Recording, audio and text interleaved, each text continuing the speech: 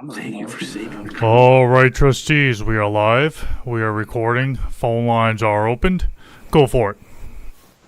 I'd like to welcome everybody to the regular meeting of the East Hampton Town Trustees for March 24th, 2025. I'd like to open with the Pledge of Allegiance.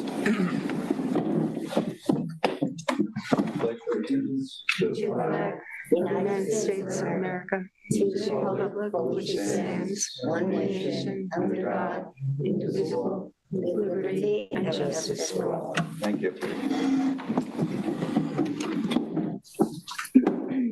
Arlene, could you do roll call, please? Certainly. John Aldred. Here. Francis Bob. Here. David Catalina. Here. Patrice Dalton. Present. Ben Dollinger. Jim Darno. Here. Jim Grimes. Celia Josephson. Here. And William Taylor. Here. Thank you. Thank you. All right, we'll start with public comment. We have Dr. Gobler here to give us the annual report on the water quality. Would you mind if Farley goes ahead of you? Tuned in to listen to him are gonna be mad at me now. It's up to you. I was going to cut you some slack here. I'm gonna But listen to his anyway. okay, Yes. you're up, Chris. Okay. Yeah. Right. Chris, would you rather take questions as we go or?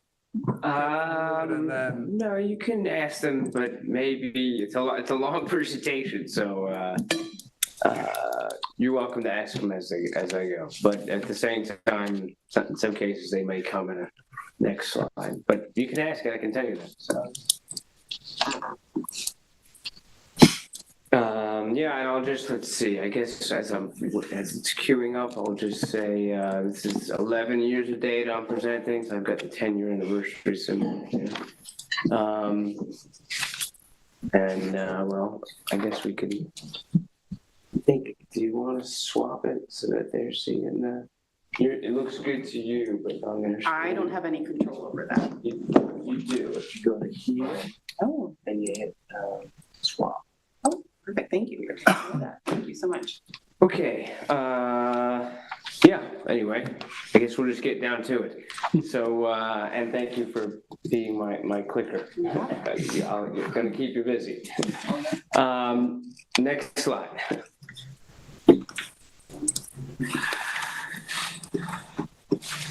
Okay, so I mean, we all know, why you're the trustees here, is to oversee these beautiful water bodies, next slide, that are very important for fisheries, of course, and recreation.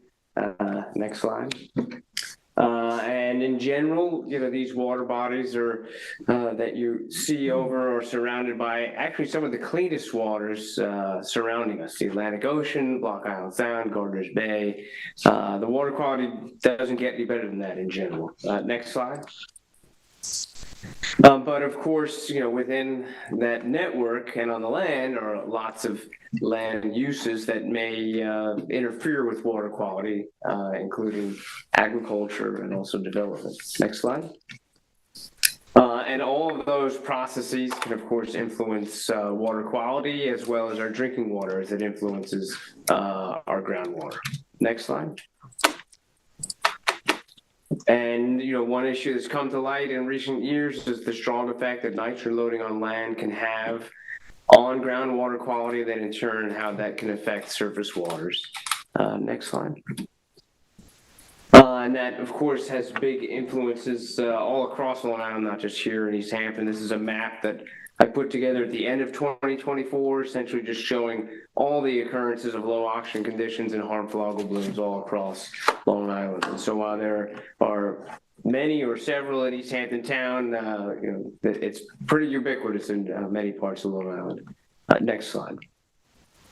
So I will be talking about harmful algal blooms, so just we're on the same page. That's the overgrowth of a single algal species to a density that can have a negative effect either on human health or on ecosystems. Next slide. And in some cases have been partly responsible for things like the collapse of the bay scallop fishery. Next slide. We'll also have a lot of data on fecal bacteria. And these are obviously important for human health because they can get into either waters and people are exposed via swimming or consumption of shellfish. Next slide. And that these bacteria get from land to sea via many processes. In many cases, it could be surface runoff, but there can be other sources as well. Next slide. For the bacteria, we'll be comparing against state standards. So as a reminder, fecal coliform bacteria is the type of bacteria that the DEC uses to manage their shellfish beds and are monitoring shellfish beds based on that. Conversely, the state and county health departments declare water bodies fit or not fit for swimming based on a different bacteria, specifically Enterococcus. So we'll have to be looking at data on both of those things. Next slide. And just emphasizing that for every square meter of New York State, the DEC has the bottomlands declared as open, closed, or temporarily open for shellfishing. I'm just showing an example here in Accabonac Harbor, where the light blue is always open to shellfishing, the red is never open, and the darker blue are temporarily open regions. And these have changed even over the course of the decade plus I've been monitoring in East Hampton. Next slide.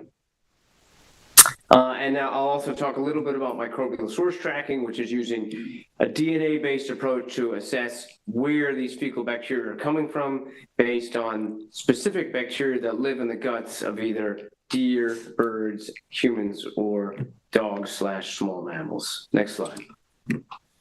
Okay, so those are things we're looking at: harmful algal blooms, fecal bacteria, microbial source tracking, a little bit of mapping as well.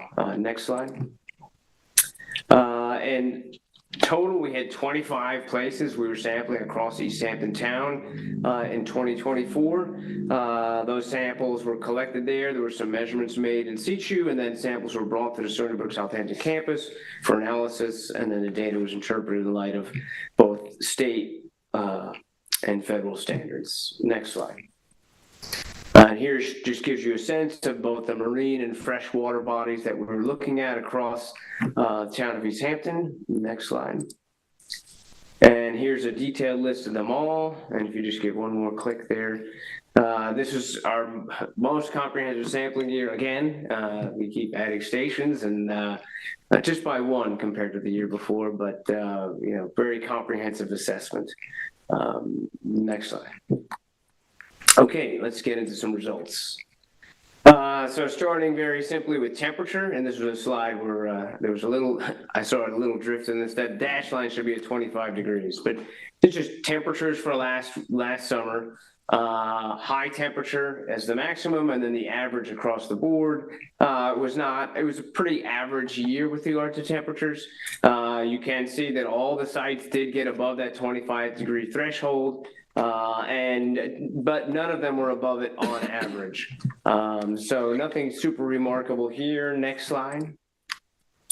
Now moving on to chlorophyll. So this is a proxy for the total amount of algae in the water. I'm going to show you a mean for all the sites. This is a little bit of a messy graph. It looks a bit like a spaghetti mess, so to speak. But I did want to put it out there for a few reasons. One, to show we do have algal blooms, right? So if you look at the bottom there, you can see things are sort of hovering maybe like around 5 micrograms per liter.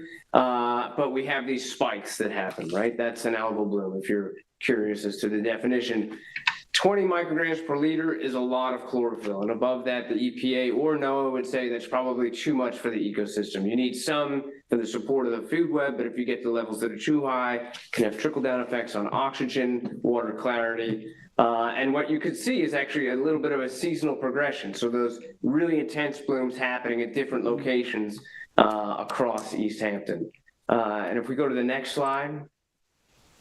Oh, and this is one that didn't even make the data collection, but it was a picture I had. I didn't want to not include it. And it just shows you a spectacular algal bloom that was happening in the Sunset Cove Marina in 3 Mile Harbor. That's not one of our sampling sites, but we did get this sample. We were able to figure out that the bloom here was caused by a dinoflagellate protocentrum minimum, which actually is a harmful algal bloom, not harmful to humans, but is known to be potentially harmful to marine life.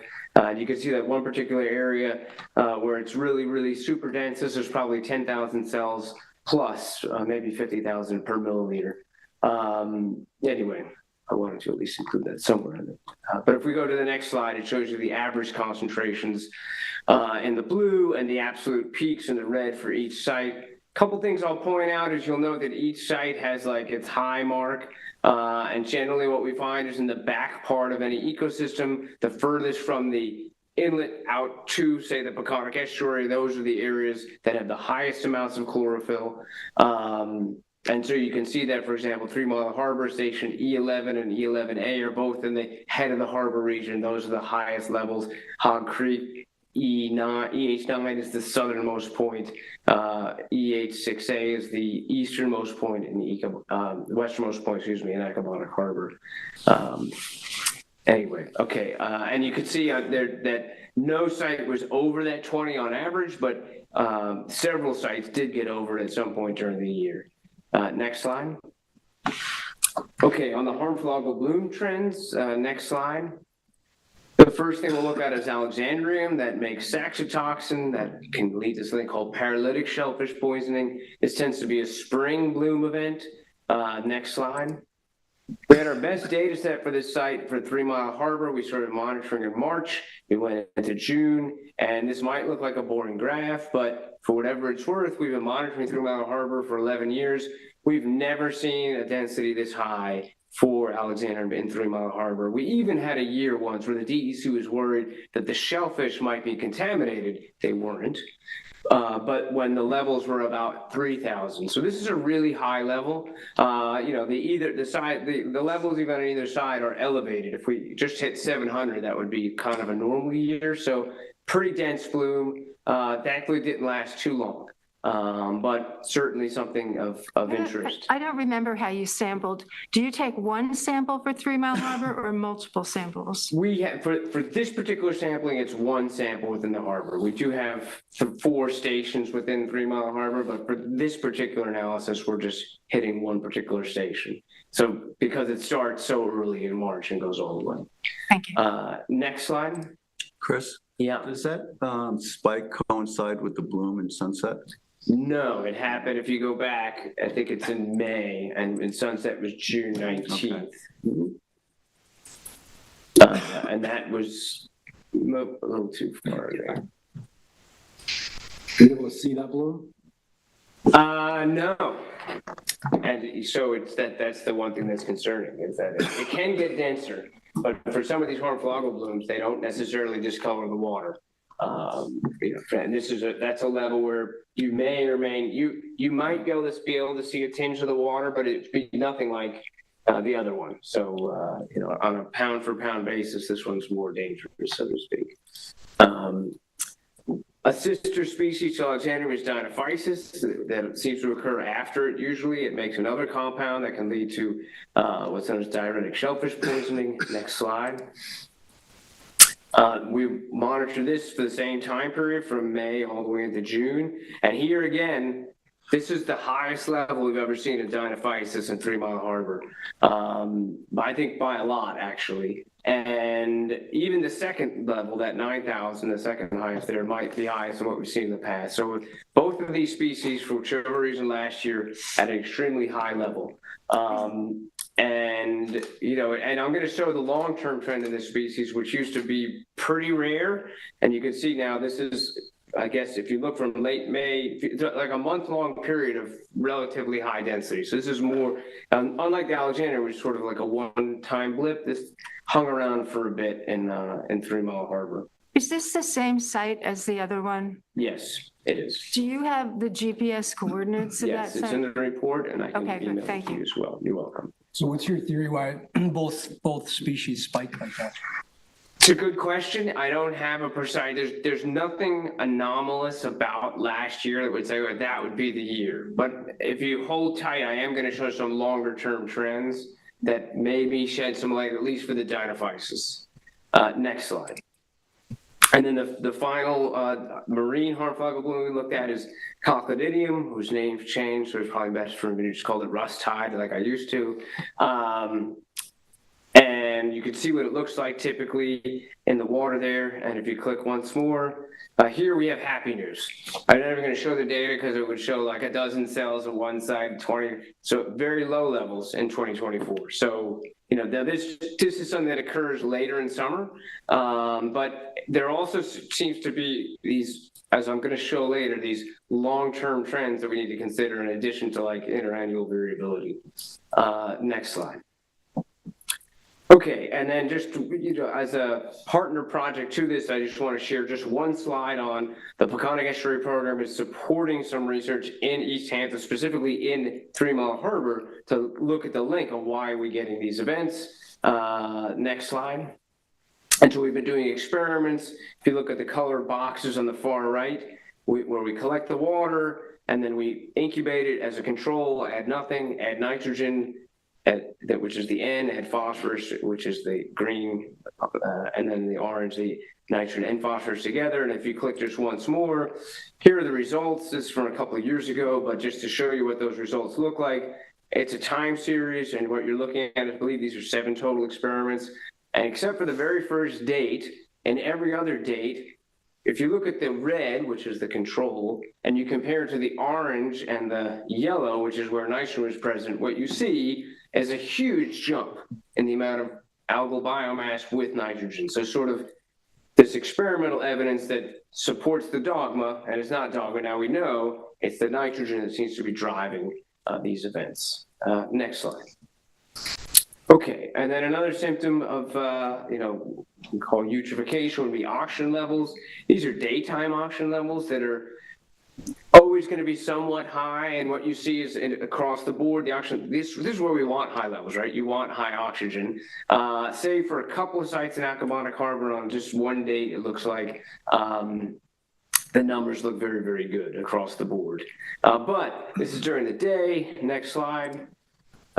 We now know that it's important to look at day-night variability. And so for some locations at night, that while the oxygen is higher during the day, it can be low at night. So if we show the next slide, this is data from that same location, 3 Mile Harbor, a little bit later in the summer. It looks like a total mess, but that's the way the oxygen data looks.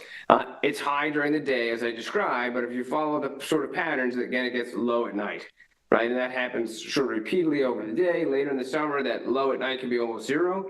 But even that same day where it's 0 at night, it pops up again to a very healthy level during the day. It's so, and I don't have time to go into it, but this is, those low levels at night are not inconsequential for marine life. So these patterns are natural, but what we want is that pattern to be high so the lows are not getting this low in particular. Next slide. So that's the overall pattern. More nitrogen gives you more algae, and lower oxygen, but we haven't looked at the nitrogen yet. We'll look at that right now. I think next slide. I think you got to click one. There we go. And so I have here the total amount of nitrogen in water. The Peconic Estuary Program, when it was founded, set a goal for 0.4 milligrams per liter for seagrass to be healthy. So you see, actually, many of the sites are hovering right around or just below that, which is good. All of the sites have an exceedance of that at some point or another. And on average, half are above that level. So the levels are high. And I'll just say this is, so just say it now because it comes to mind, I work with the Southampton Town Trustees as well. And just sort of a take home just to consider now, when you see stuff like this, is like there's certain things the trustees can do, but then there's other things that you need to be relying on and working with the town and partners to deal with the watershed. Like the watershed is not your purview, but the watershed is what's driving this, right? That it's land use patterns and handling of fertilizer and household waste. And so anyway, I often talk with the Southampton Town Trustees, and there's this conversation whereby, well, we're doing what we can, but we need people in the watershed to also be coming in. And anyway, I just wanted to put that out there, just saying it's important to have those partnerships, and I'm happy to help make some of those partnerships in some cases. Next slide. Okay, this is almost a little bit of comedy, but it's not. I don't know if anyone's ever seen the cartoon Mr. Peabody's Improbable History. Show hands, anybody? Okay, a couple people have seen it. All right, great. So if we hit it just once more, I'm using this. I promised last year to look at all the data we have, we did it. And so we have a nice data set now that I'm happy to share with you, the long-term data set. And this is sort of a first view of it, because it goes back to when we started in 2014 and includes this past year's data as well. I'm going to say right from the get-go that the analysis is done and the interpretation is mostly done. There's one caveat that I need to consider just a little bit further, and that is, goes back to something I said earlier, that over the years, we've added stations.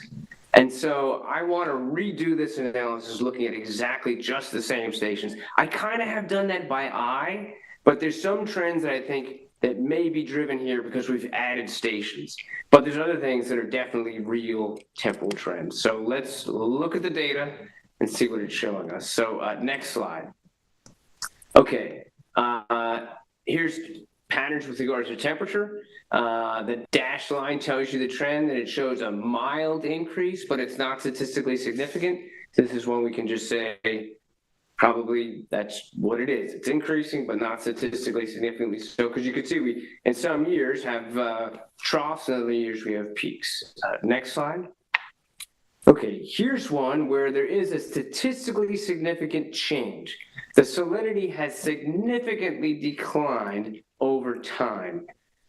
And what I want, this is one where I want to parse out the difference between adding stations and true trends. I think it's both here, but I want to parse out a little bit further. But what you can essentially see is it's these sites on average, the salinity is lower compared to when we started. And I'll talk about what might be driving that momentarily. Next slide. And it showed up both in the surface waters and also in the bottom waters as well. Next slide. Okay, this is the strongest trend of all the parameters we looked at. And it's pretty statistically significant. I don't know how many of you are familiar with p-values, but you see the p-values. Of course, I should have interpreted this in the beginning. That p is P stands for probability. And that's telling you what's the probability that this is due to random happenstance. And the answer here is that the probability that this is random happenstance is that's the probability. It's a percentage. So it's like 0.09% chance that this is random. Stated another way, this is like a 99.9% chance that this is real. And so what you see is the chlorophyll levels were low when we started, and year-to-year variability. This is not a straight line, obviously. But now that we have 11 years of data, it looks like, yes, there are higher levels of chlorophyll today than when we started. Right now, none of these levels are like off the charts.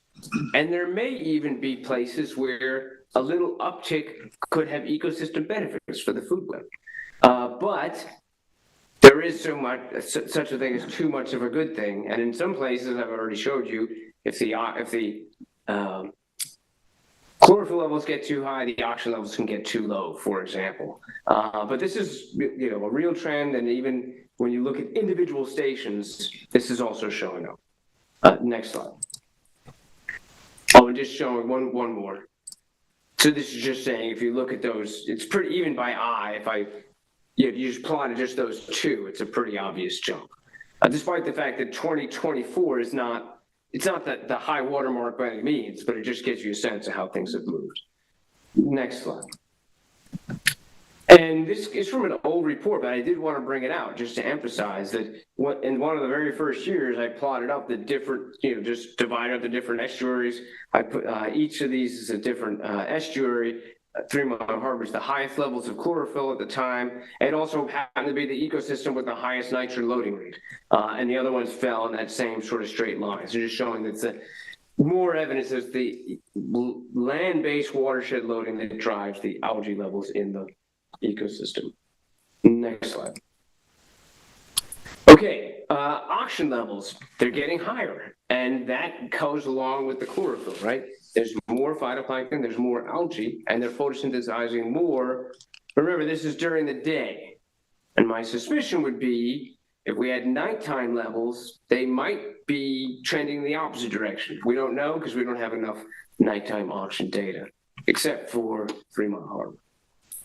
Next slide. And now some of the harmful algal blooms.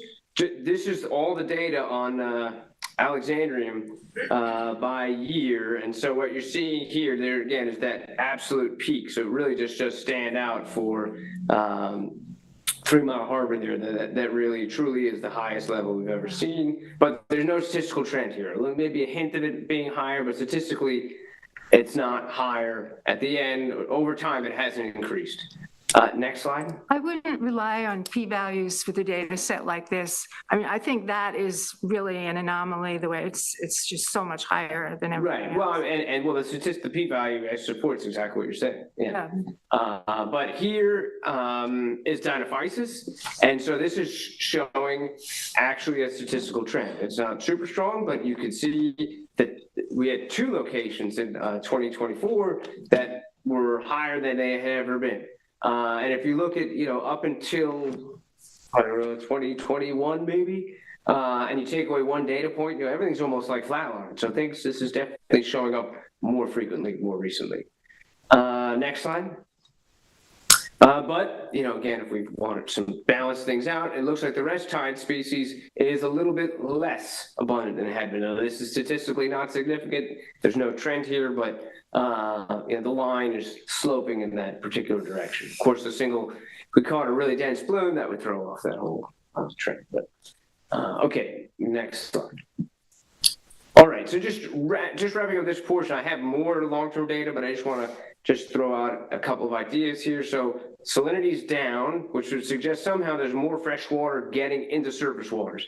Could be more rain, could be more intense rain at a single point in time, could be more communication of rainfall in the watershed to the water body because there's maybe more impervious surfaces.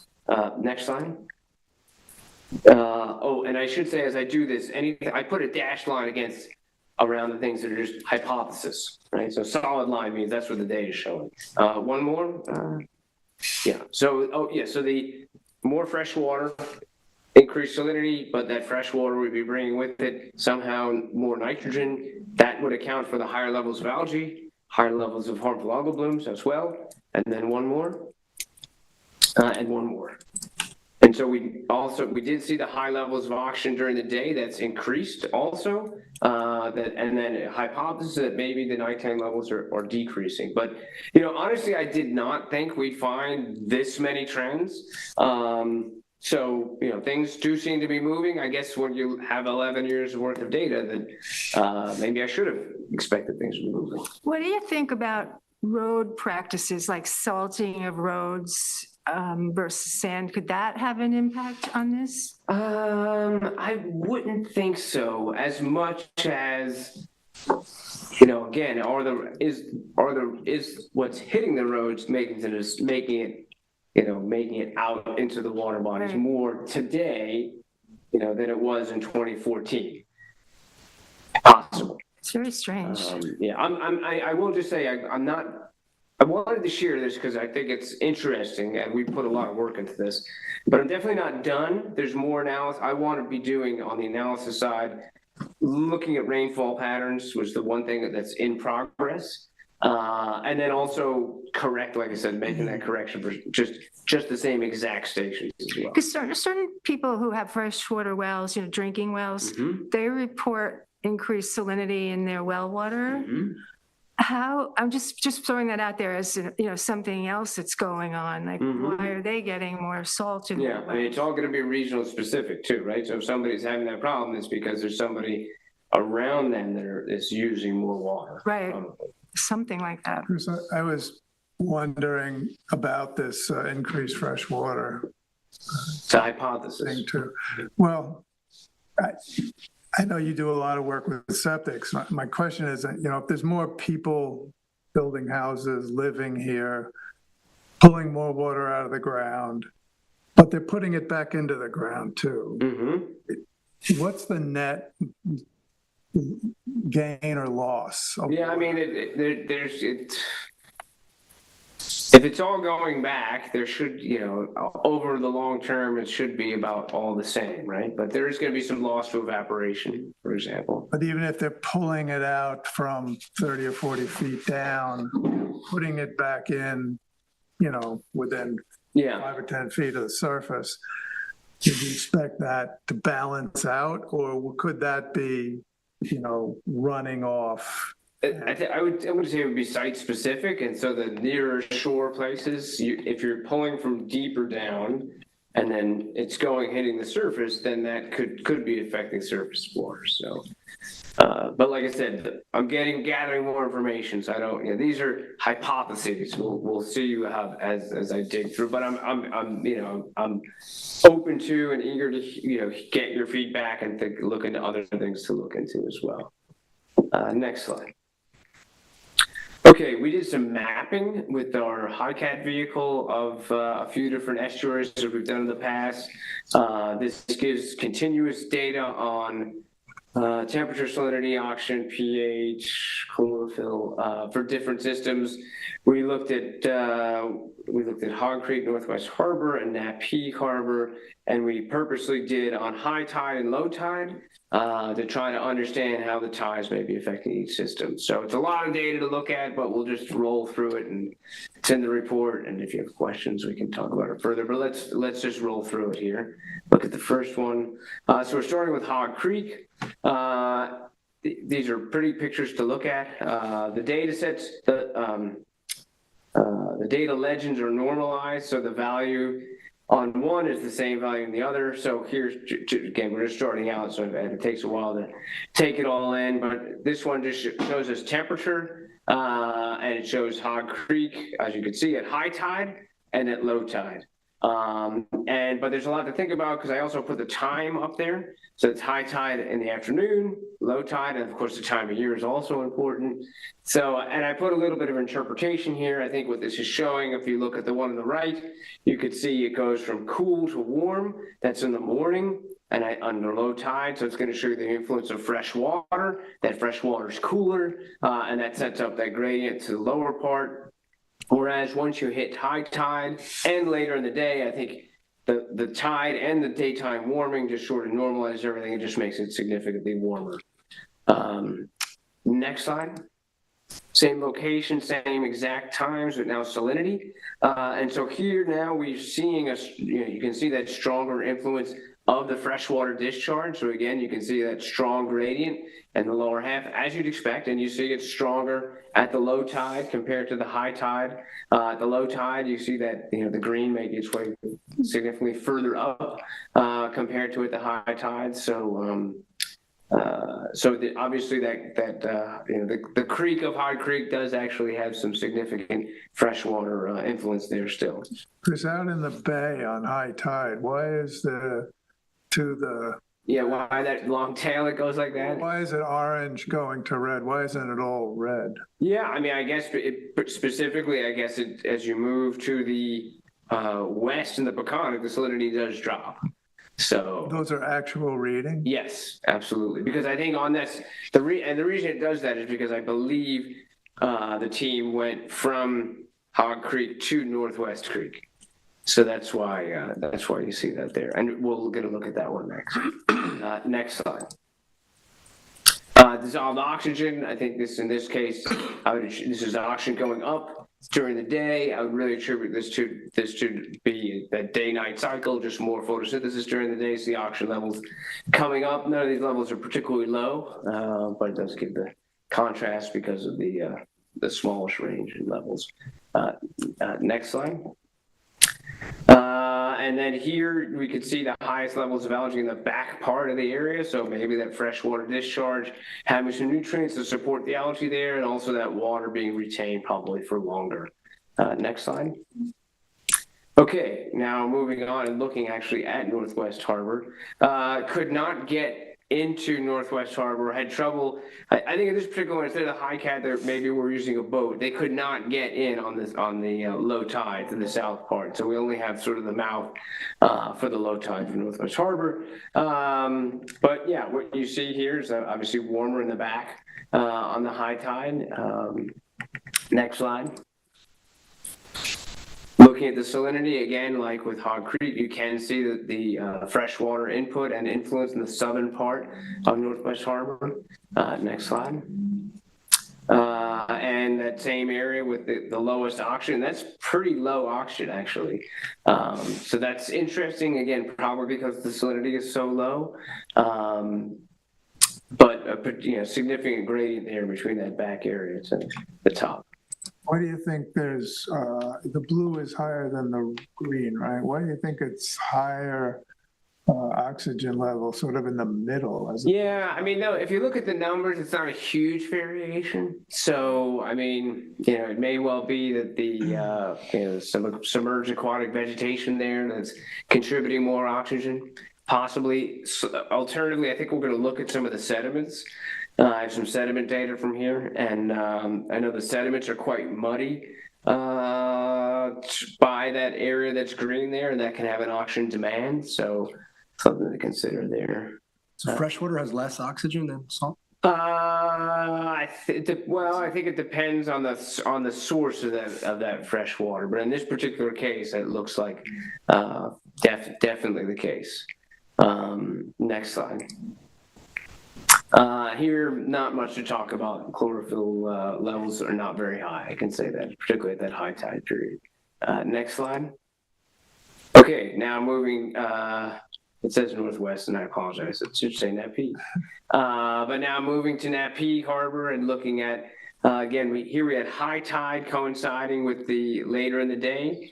So I think the difference in temperature here is both time of year. Probably the estuary is warmer than maybe within Napeague Bay, but you also have obviously high warming of the water as you move from morning to later in the day. Next slide. And then here is the salinity, and essentially higher salinity on the higher tide. So I think that's the saltier water from the estuary dominating here. That's Napeague, right? Correct. I apologize for that. Oh, no worries. It's just confirming it. These are all Napeague, and it's the third of the three that we're going to look at. Next slide.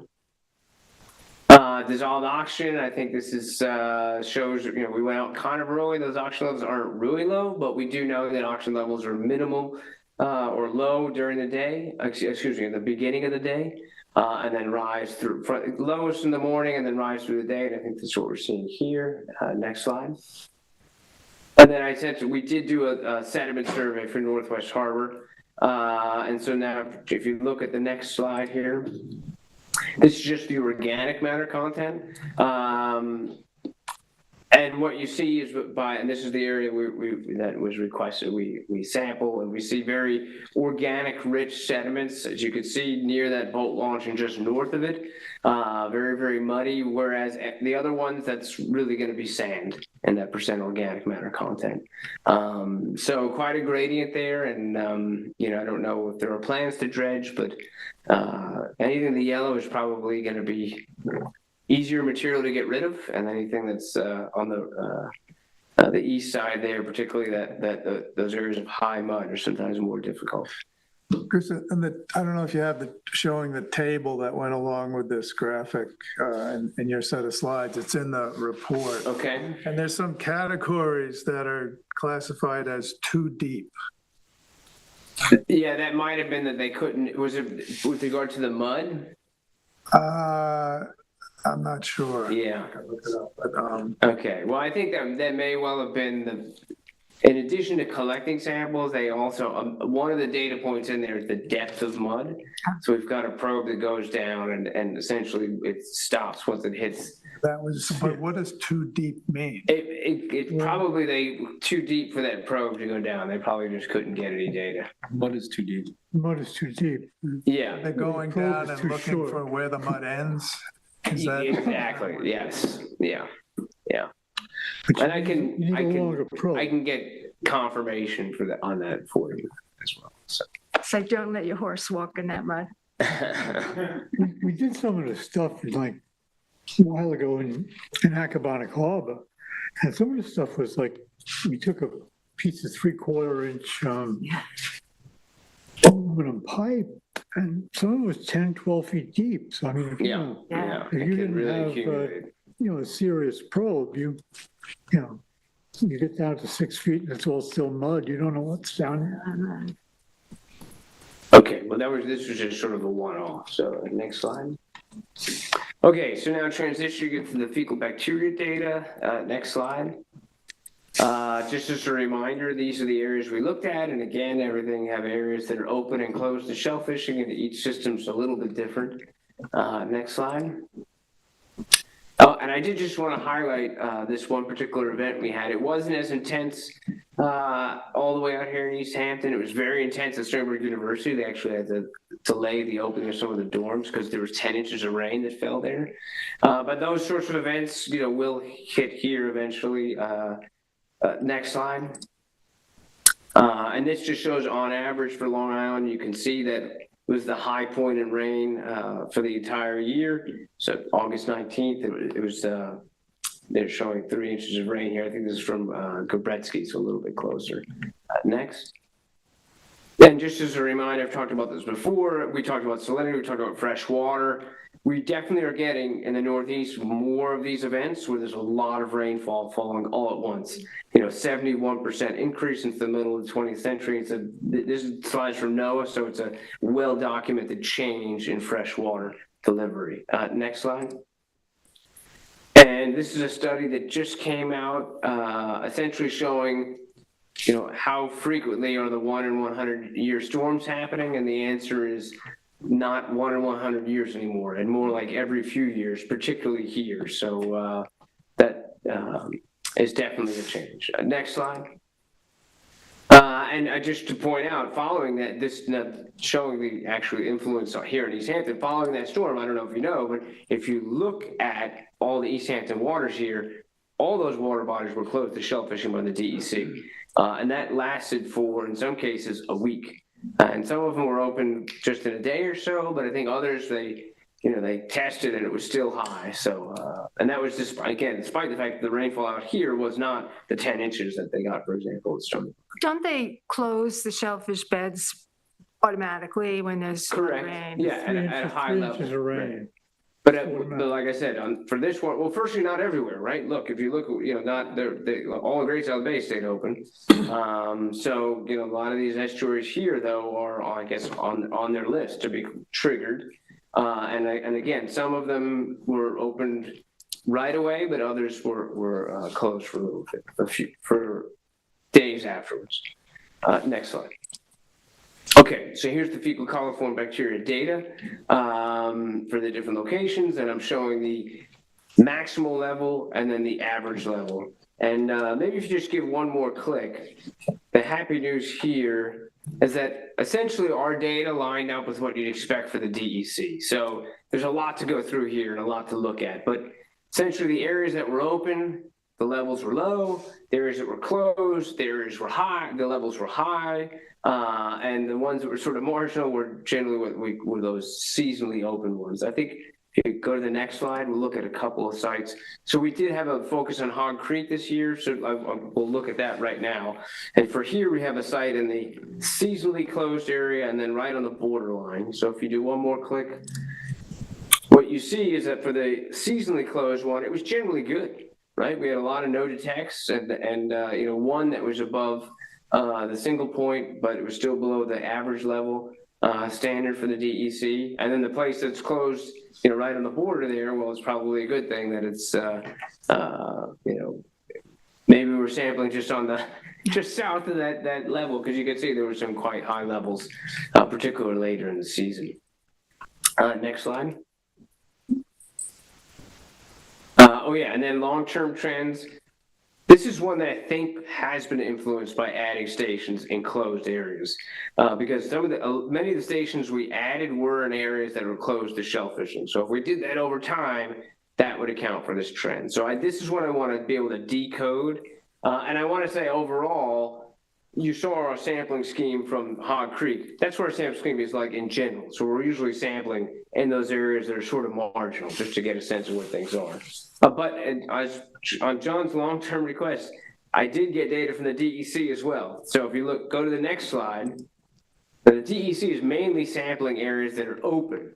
And if you look here, the trends here is that there is no real trend. So in the open areas, the levels don't seem to be increasing. And John, we have this data now. We have it worked up, so I can put it together however you'd like and graph it together. It was a big effort, but it's now organized, so.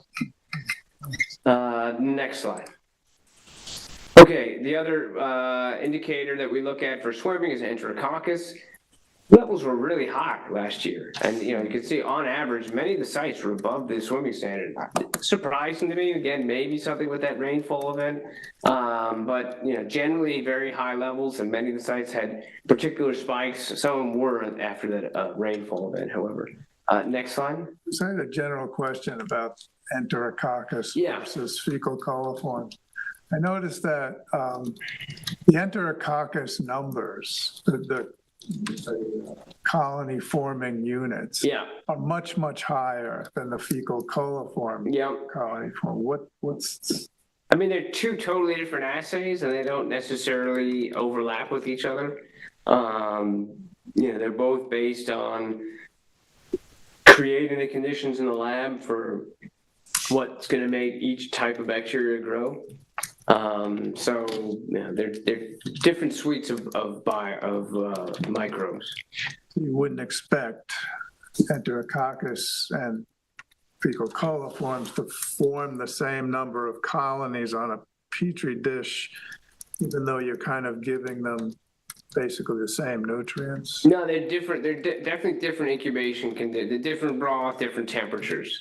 So, but in general, I mean, they overall, they do generally trend with each other. But yeah, particularly for this year, the levels of enterococcus were higher than expected.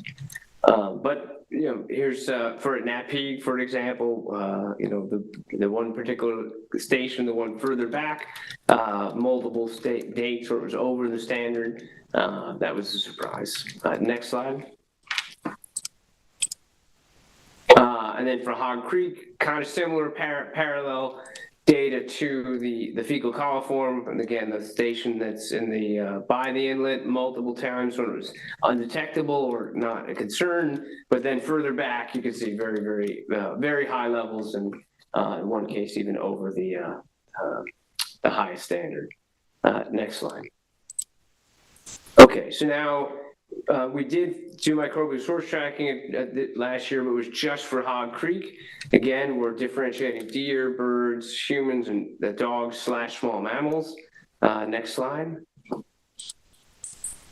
And in general, we've had some good agreement with the results with regards to the enterococcus results compared to if you sum up the individual bacterial groups, which is what is expected. Next slide. And here's the data. It's a lot to look at. I'm going to show the averages momentarily. Kind of showing this so you can see it is a big data set over time. You can see there's some spikes in some samples that are unique from the others, in which case, maybe we had the bottle being collected close to. How do we interpret those numbers? That's a percentage? Percentage of the total that's in there and how we're describing it. So it might be easier to just, if you go to the next slide, it might just be easier to look at this. Okay. This is the average of all that data. And essentially, so the answer comes from, or the answer in the end is that it's mainly from dogs and small mammals. There's a significant bird component. There's a very, very tiny human component and a small deer component as well. Not too far off what we've seen in the past. In general, we tend to see a higher bird component in areas that are sort of less developed and more, like around a wetland or something like that. And that's kind of what we see here, a slight increase in the back part compared to towards the How many mouth. times a year do you do this microbial source tracking? Well, if you go to go back one slide, that's the time series. We started in May and we ended in October. Okay. And those are all individual samples Correct. At each observation? Yeah. It seems like the birds should be higher at some points in time. In general, what we often find is that later in the year, the birds are higher. We didn't necessarily see that here, but each system's a little bit different. That recognize the birds are the ones that are in the water typically, right? And then the other sources are going to be from animals in the watershed. And I think there's a lot of contribution from, that small mammal would include like, raccoon, rats, mice. Fox, we have fox. Yeah, so. Have you looked at water bodies that really have very little human influence around them and seen similar results, specifically with relationship to the dog small mammal versus the ruminant? Yeah, the ruminant never comes up high. I've never seen that be more than like, that one sample, it may end up being all of it, but it typically is not very high. That's not what we expected, but almost anywhere we go, it's usually very small, and the human signal is only high. The only time I've seen it high is it seems to be related to boats and vessel discharge rather than septic systems. It seems implausible to me that because of the number of deer, like say in Accabonac Harbor, I see them come out at night, huge herds of them, and they're coming out of the harbor and they're going into the woods. So I just would think there'd be more deer fecal matter in that sampling. I would have expected that too, but that's not what we're seeing. Do you have any idea of the relative biomass of deer versus small mammals? I don't know, but it's a fair thing to ask. The general idea is that usually there's more biomass of smaller things, even though you can't see it. They don't appear so because they're not in front of our face. That's usually the way that the ecosystems are I wonder structured. if this assay is. I know there are multiple assays. Maybe this one is just not detecting the deer because it's a vegetation-based animal. It's not eating meat. No, this is meant specifically to target bacteria that are endemic to the guts of deer, and it's been used. It's widespread use among scientists. So I've never seen, and having looked at publications, I've never seen deer be a really significant portion of fecal bacteria in a coastal population or coastal ecosystem, I should say. I wonder if we took a known sample and. That's how these assays are verified and they come up with in the beginning. Okay, next slide. Next slide. And I'm not going to go into the details here, but if you just give me one more click there, I am giving my what I call State of the Base seminar on April 2nd. I will talk about Vibrio vulnificus, which is a bacteria that we do know is now present around Long Island waters. In 2023, it did lead to several deaths of people in New York, and we'll have more data on that. I don't have time to present it here. It's not actually part of the study, but if you're interested, and beyond that, there'll be 13 students giving poster presentations on all aspects of Long Island East End waters. Next slide. Okay, last thing to cover are freshwater ecosystems. Next slide. So just as general reference point, these are the sites that we looked at, freshwater, so you can see where the different locations are. There's also, I don't know why it's not on here, it's Fort Pond as well, where the salinity is just about 0. But some of these sites are as you can see, are brackish and not actually fully freshwater. Next slide. I just had one question about the Swan Pond versus the Pond Lane Pond. Sure. There's a little bit of salinity I see in Swan Pond. Yeah. It's not present. Do you think that might have does that have any, this year, Pond Lane Pond had the cyanobacteria and Swan Pond didn't, but the previous year, the opposite. Is there any relationship there between? The salinity patterns are the same this year and last year. Yeah. So I don't think it's the salinity is the driver there. Yeah. Next slide. So these are the chlorophyll levels at the different locations. An irony here is that the EPA would tell you, and the DEC would tell you, chlorophyll levels in freshwater bodies shouldn't go above 8 micrograms per liter. So none of these sites are even anywhere close to that. And so it is what it is. And you can see in some cases we're very far beyond that. Next slide. Oxygen levels, again, some of these sites are surprisingly low. These are daytime measurements, so these are obviously quite stagnant systems in some cases. Next slide. So on the blue-green algae front, the cyanobacteria. Next slide. These are troublesome because they do make toxins that are a threat to animal and human health. Next slide. And also amongst those animals being dogs. Next slide. Okay, so here's the data. I have a dashed line for the DEC standard. And so what you can see is that we had, if you look at the maximum, we had most of the sites at some point went over that level. I'm going to go through the data for some of these sites. But you can see both sites, we did have exceedances for Fort Pond. Georgia Pond was just 1 week.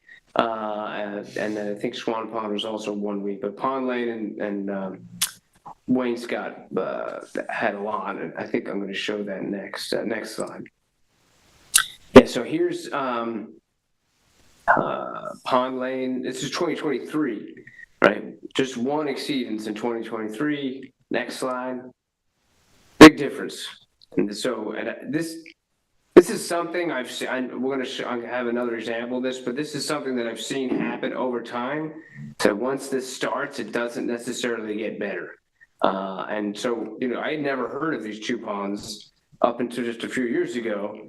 And, they had like very minor exceedances, but this isn't minor, and this isn't like a blip.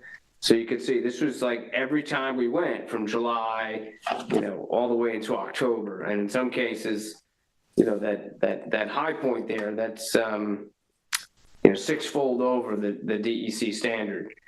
Next slide. And these aren't benign blooms. So this is, we measured, I'm showing the dashed lines there for the drinking water standard for microcystin by the EPA.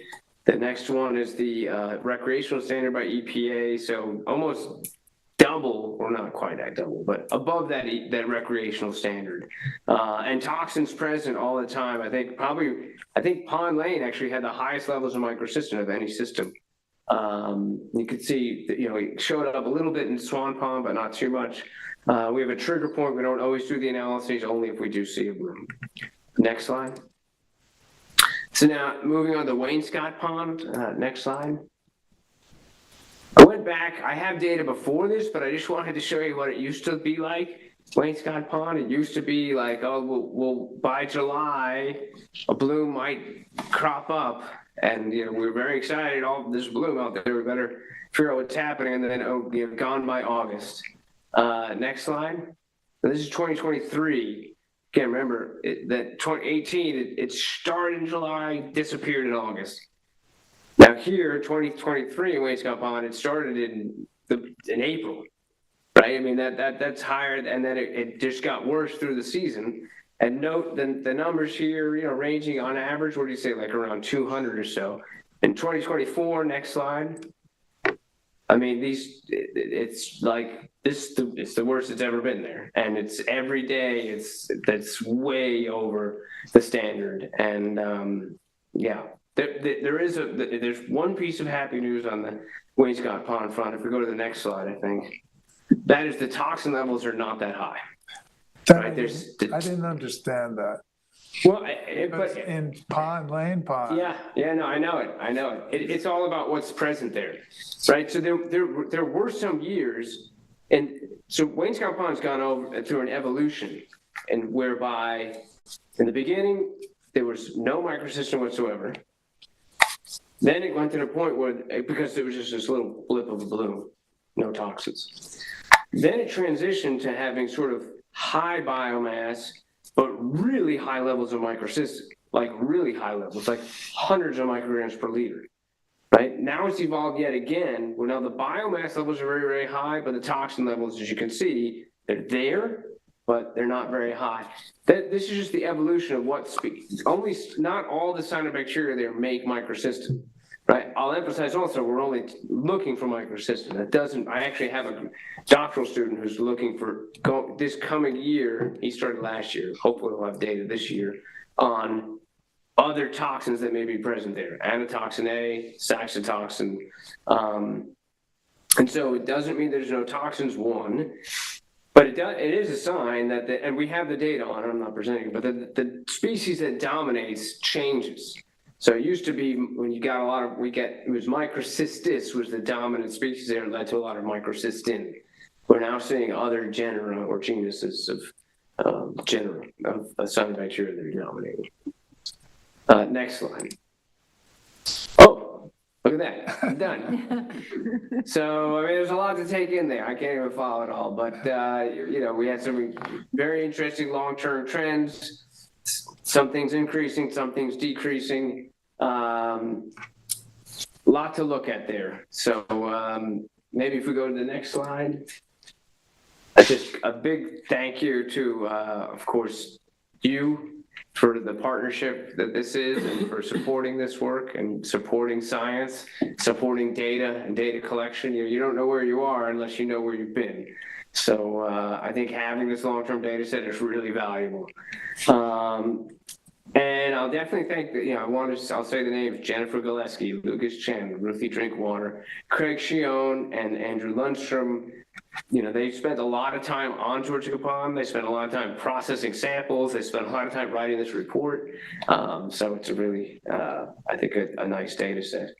I do have just one last thing to cover, and I'll do it in 2 minutes, I promise. But it's just about, I know there's been discussion of oysters in Georgia Pond, and I just want to I'm just going to put it out there really quick. Thank you for being patient, by the way. I think it's the next slide. And if you just go one more, because I know you've talked about it before. Mike Dole was here. So we know why oysters are important, right? They can filter the water. That image in the bottom is from when I was in grad school, just an experiment. We had oysters at the bottom of one tub, not at the other. The dozen oysters kept that tub totally clean, got rid of that harmful algal bloom. Oysters also make oyster reefs, which is important, can be really important habitat. We're finding we have some oyster reefs in Shinnecock Bay. The fish and crabs that we find there are totally different than the ones we find throughout the rest of the bay. It's like making a habitat for organisms to live there. Next slide. And the oysters in in Georgia Pond are doing better than anywhere else on Long Island. So this is 3 years of growth and survivorship. This survivorship is like through the roof. I just showed data last week for Sag Pond, where I was jumping for joy because in Sagaponic Pond, we had, after 6 months, we had 50% survival. And I was like, it was the best we ever did there. Been trying for years. We got to 50%, 6 months. Here we're above 50% after 3 years, right? They love the water in Georgia Pond. And the growth rates were also spectacular. Next slide. We've done collaboratively with permission from the trustees. We've put out these pilot oyster reefs out in Georgia Pond. They're doing quite well. You can see they're built of these shell bags. You can see the oysters growing through the shell. We do know there's some predation there from the crabs, and that on the outside you can see the crabs eating them, but on the insides the oysters are still growing. Next slide. And one more click. Yeah, so the discussion is about, can we expand that, what we call pilot scale reef, to a full-size reef in Mecox Bay, in Georgia Pond. I keep saying Mecox Bay because the most productive oyster fishery on the south shore of Long Island is Mecox Bay. The reason that it's so productive there is the same environmental conditions that we find in Georgia Pond. It's a temporarily open estuary. The salinities are low. It keeps the predation down. It keeps the disease away. Disease is the #1 killer of oysters in New York State. It's sort of this, people don't know this because most people grow them in an aquaculture setting and they only care about the fact that you grow them up in 2 years, you eat them, and who cares? But they get this disease called dermo. It's not, and no harm to humans whatsoever. But in a real world setting, an oyster might only live 5 years. They're living longer in Mecox Bay and Georgia Pond because this disease is at bay. So, we're trying to find a location that we can all agree on that would be good to build a full-scale oyster reef in Georgia Pond. But again, the opportunity is to have the oyster population in Georgia Pond rival what we see in Mecox Bay. So I know that there's some discussion because I think there are some people who worry that it could get in the way of the use of Georgia Pond for crabbing, perhaps. I'm not 100% sure. Sailing may be an issue as well, but I hope we can find an area to do this because we know those oysters are spawning, and we also know that if we hit a carrying capacity, the population could become self-sustainable. So anyway, I'm going to end it there. So thanks you for your attention. I just had a couple of belabor this. Yeah. I think, the issue that we're trying to deal with here is there are fishermen that seine for perch. Okay. The area that was proposed is kind of in that general area. Yeah. So it's just really, I think, a discussion between the. Yeah, I mean, it's like 10 meters, so that's the one we're proposing. So I'd like to think that it can, seine can be done on the side of it, or north or south of it. The other thing is, some trustees have pointed out, and this is true, historically, Georgia Pond has not grown oysters. Right. While Mecox has. Yeah. So, why? Yeah. Well, I think it could be a substrate issue. The oysters are chemotaxic. They want to settle on oyster shell. And so you kind of have to have that base population. So is the experiment to see how well they'll do here or whatever, or is it to see how long they can live there? And, they said 5 years is the lifespan. Yeah, I don't consider this an experiment. I consider this working to restore the population or build the population in Georgia. Have to filter the water. Yeah, I mean, the experiment we've done is that survival is high, growth is high, disease is low. They're reproducing, and so these are all signs that you can build a population there. What about oysters in Wainscott Pond? Is that conceivable? I don't think so. Firstly, the water quality, that's the one thing I have learned over the years, that if you don't, there's some bivalves will hack some poor water quality, but there, I don't think it's too poor. Plus, it's fresh water primarily, so. A little salinity, but not really enough. Yeah. Once we break through the dune. Yeah, it's going to be complicated. I have a question about the data set that you compile. Yeah. Do you have some lingering questions about how to handle new data, again, additional sites that you need to incorporate? No, there's no questions. It's just imagine a little bit further analysis needs to get done. Yeah, because that's what happens when you add sites. You have to figure out how you create the data that you don't have, and you could, there's many ways you could do it, but I think it's great that you have the additional sites. Sure. So I would never discard that data. I would, Yeah, for sure. Do you think you have all the sites you need now? Probably never, right? You probably never. You're asking us. I'll always take more data. So yeah, I know. More data is always better data in my mind. So I think the worst that could happen is you affirm what you think you know. So you've done a great job with the aggregating the data and presenting it. Thank you very much. Yeah. Well, again, a big thank you to the people in the lab, because I could not do it as a one-man show, and it's not. It's definitely a big collaborative effort. Yeah. Thanks. Okay. Thank you for your attention and support. Thank you. Good.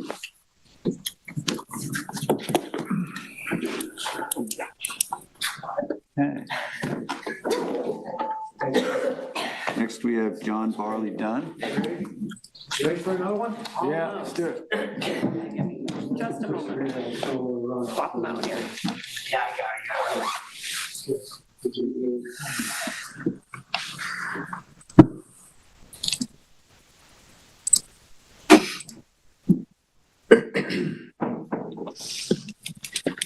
All right.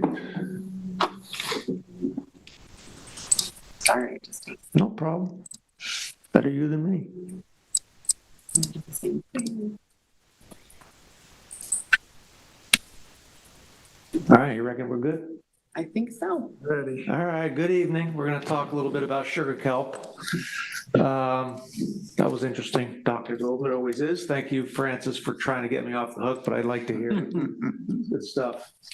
So yeah, we're going to talk about sugar kelp pilot projects that we've been working on since 21. The whole crew's been involved. You see photos of everybody. Next slide, please. So first of all, why sugar kelp? I think a lot of you are aware. First of all, it's endemic to the area. We get our source, our reproductive tissue, right out of Lake Montauk, right off Shagwong.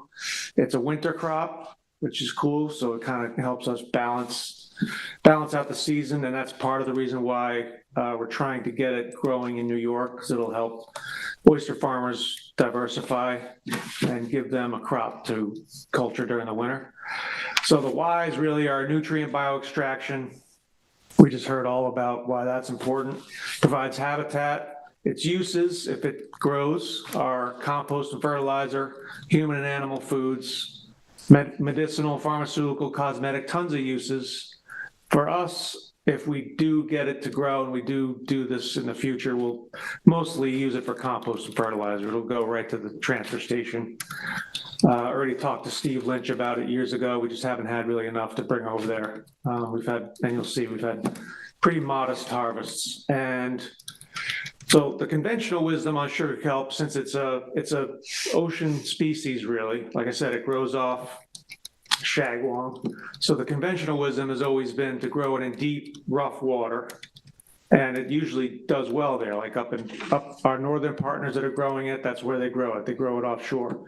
But Mike Dole from Stony Brook a few years ago started growing it in shallow water, Mauritius Bay for one, and it grows like crazy in Mauritius. I don't know if any of you follow his work, the work of Sue Wicks from Violet Cove.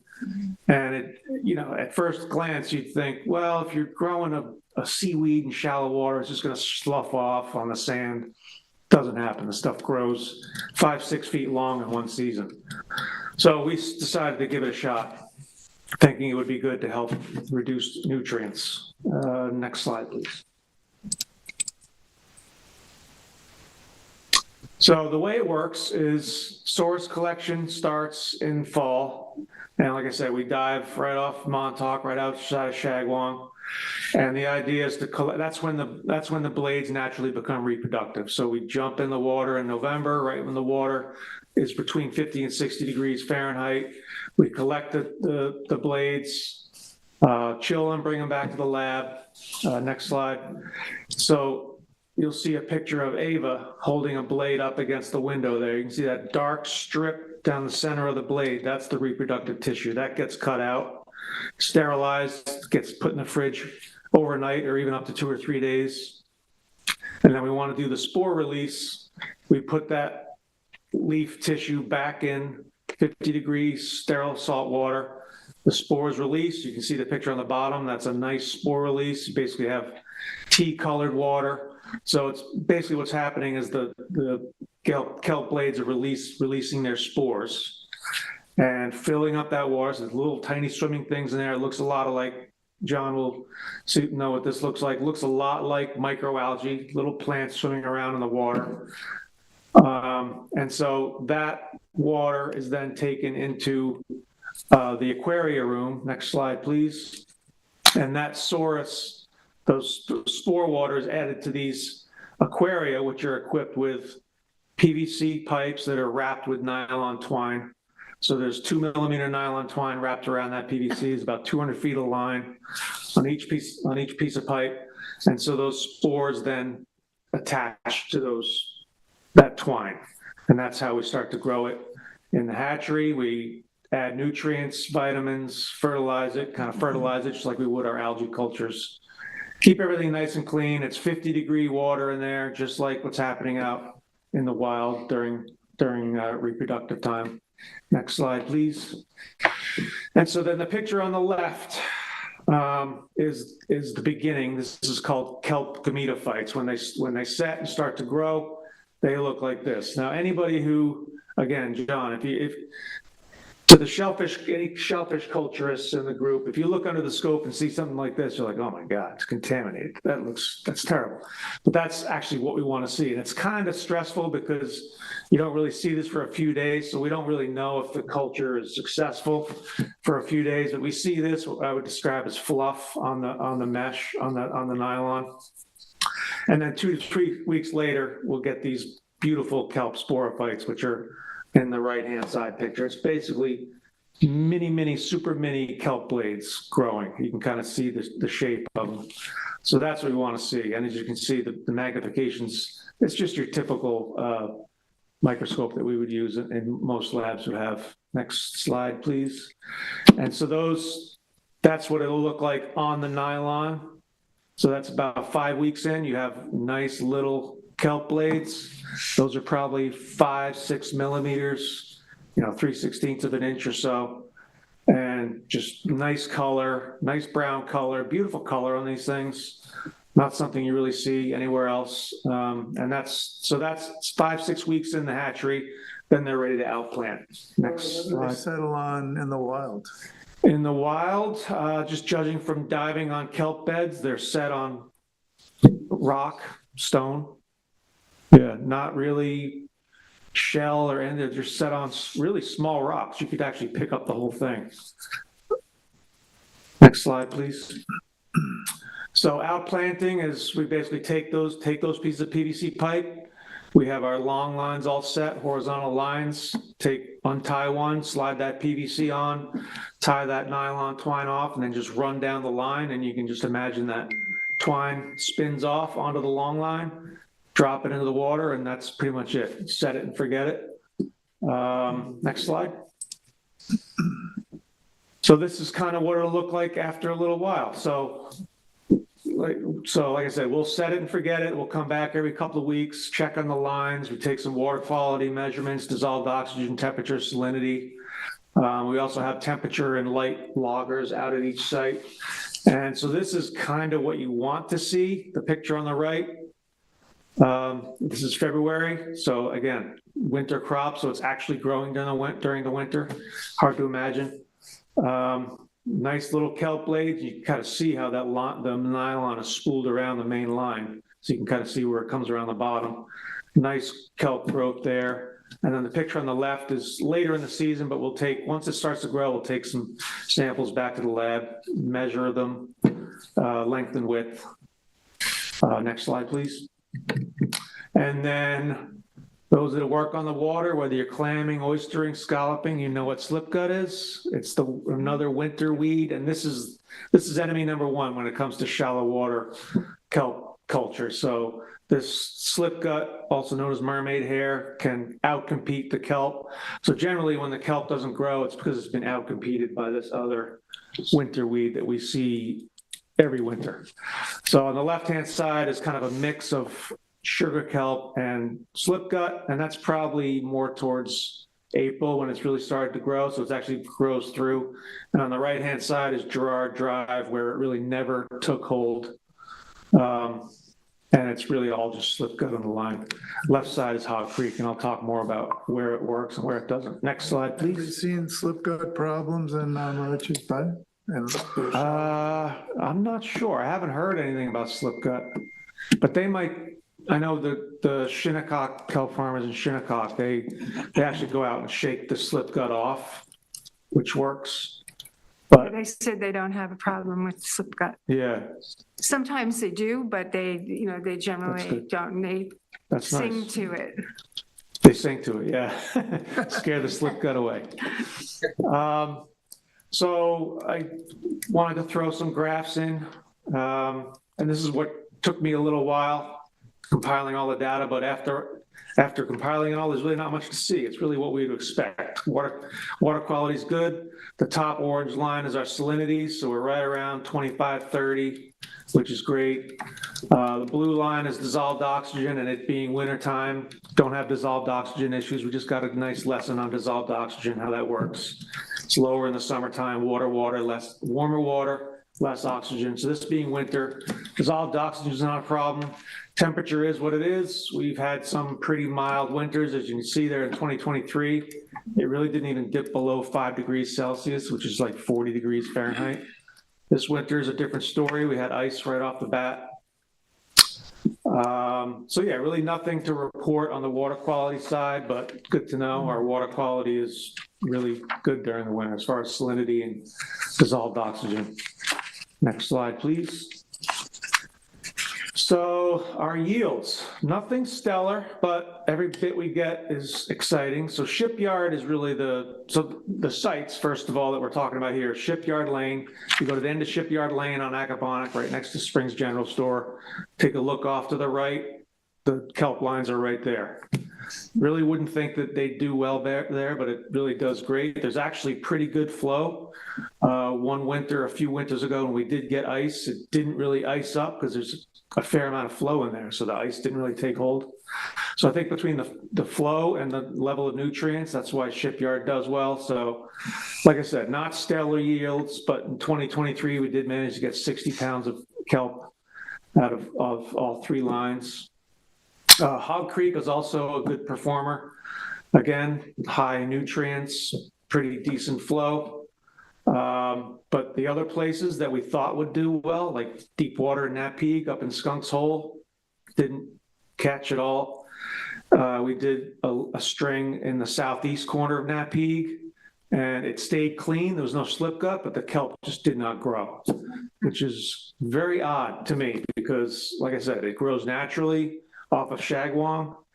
You wouldn't think that place is nutrient loaded any more than Napeague, but for some reason it just doesn't take off. So we're not entirely sure why.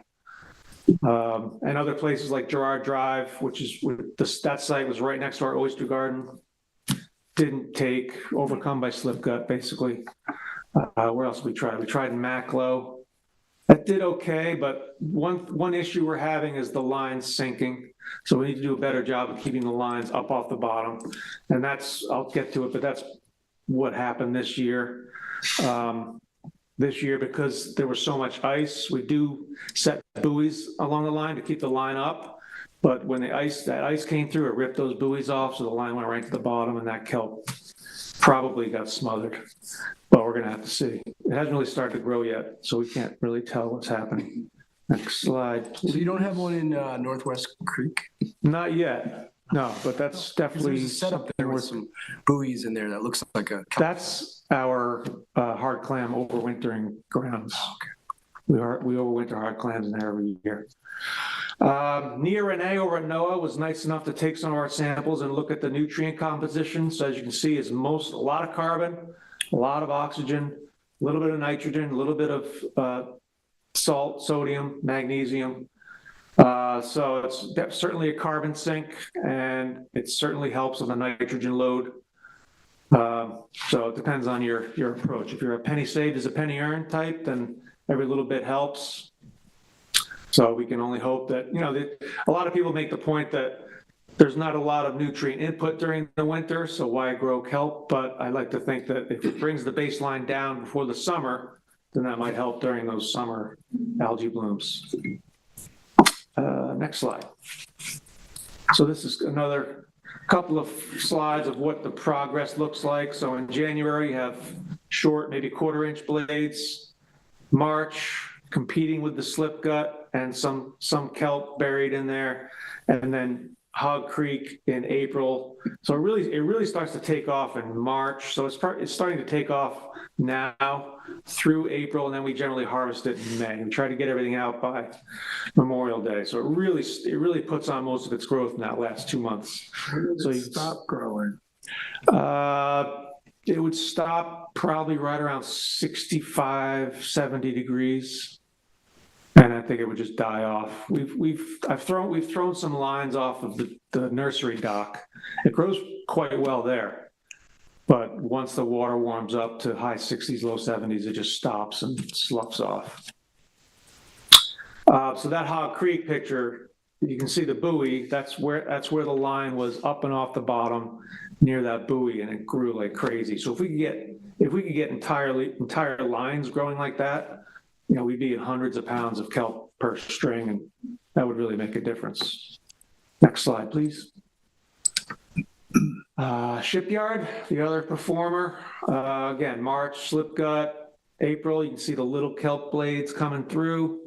And then in May, nice kelp blades with a snail hanging on. That's our habitat example. But again, you got two different lines at the same site, the same day.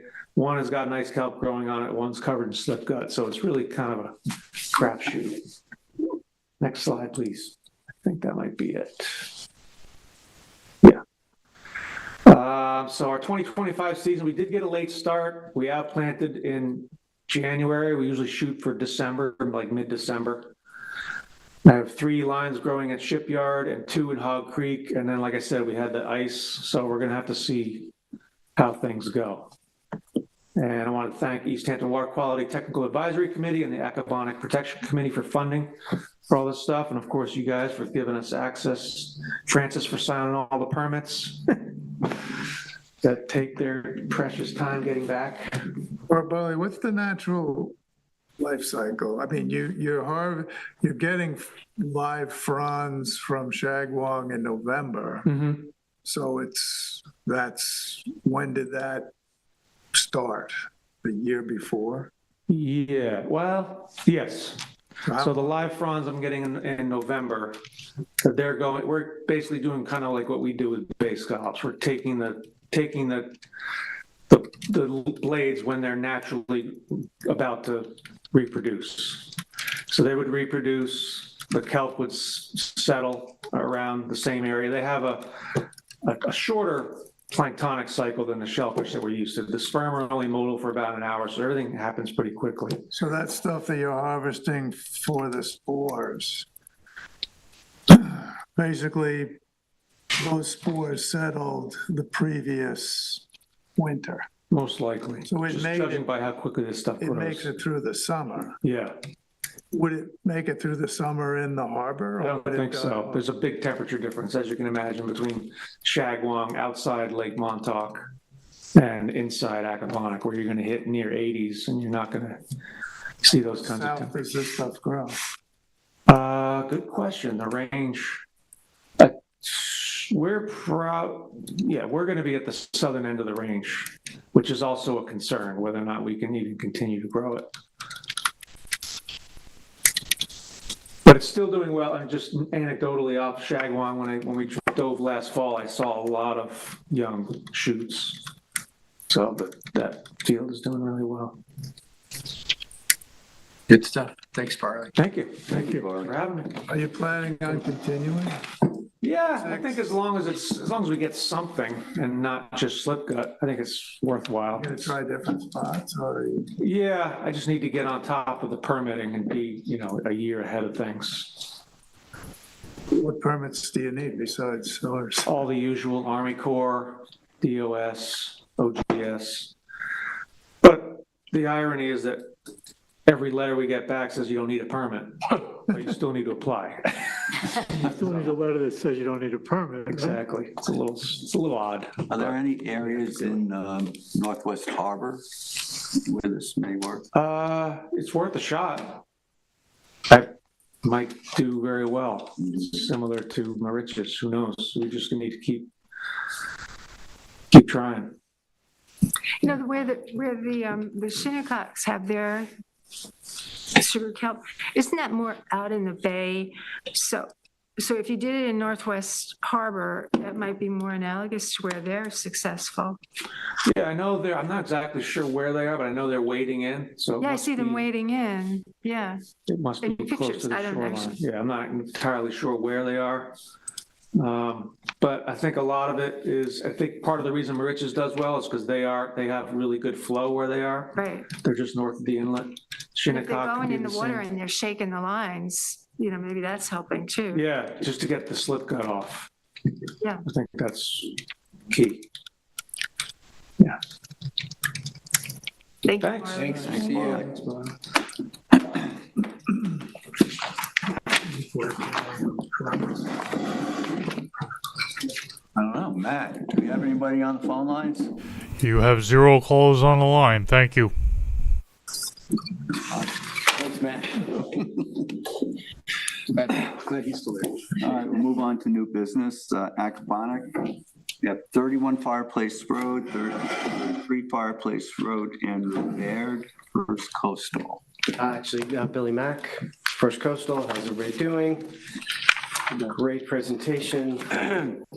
Previous presenters, love that you guys are working closely with water quality and aquatic experiments, really good. This project, 33 Old Fireplace and the adjacent lot right next to it, which is 31 Old Fireplace. It's replacing or reconstructing an existing bulkhead that is past its life. So it's a pretty straightforward removal and reconstruction of a bulkhead with current compliant materials. So there's no treated wood. It's vinyl sheathing and tropical hardwood timbers. If anybody's any Yeah, I went to the site and saw it, and it looks good. It definitely needs to be replaced, so I talked to Andrew about that and Okay. worked with him. So yeah, so anyone has any questions, I'll make a motion. Where is this site? Where is? So it's on Gerard Drive, just like just before it kind of gets. Yeah. Yeah, right when it becomes Gerard Drive, like right, On the back. it's on the bank, yeah. Yeah, there's a fair amount of energy on that shoreline, and most of the shoreline is protected in some way or Chopped another. up, yeah.